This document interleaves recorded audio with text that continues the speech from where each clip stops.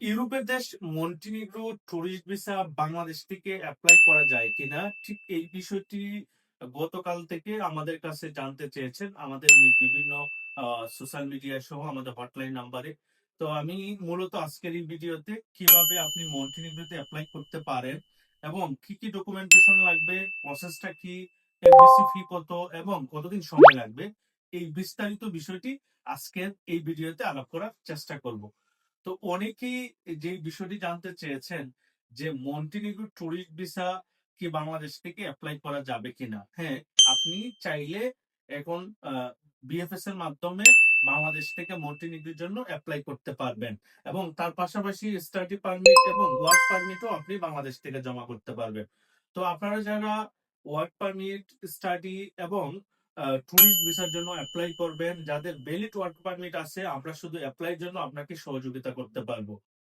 তার পাশাপাশি ট্যুরিস্ট ভিসার জন্য যেহেতু আমরা রেগুলার কাজ করছি, সেক্ষেত্রে আমাদের কাছ থেকে আপনি ফুললি সাপোর্ট পাবেন।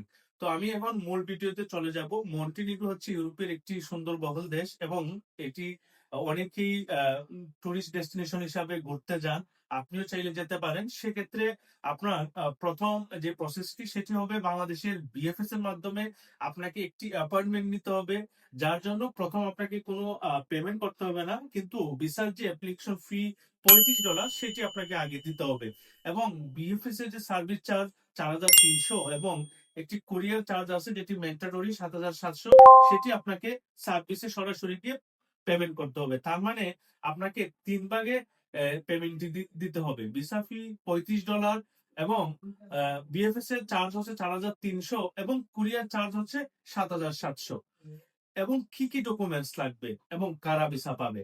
ডকুমেন্টস এর বিষয়ে যদি আমি আসি, সচরাচর আমরা সেনজেন বা ইউরোপের জন্য যে ডকুমেন্টেশন গুলা প্রোভাইড করি সেগুলাই লাগবে। কিন্তু অবশ্যই আপনার 6 মান্থের একটি হেলথি ব্যাংক স্টেটমেন্ট লাগবে, সলভেন্সি লাগবে।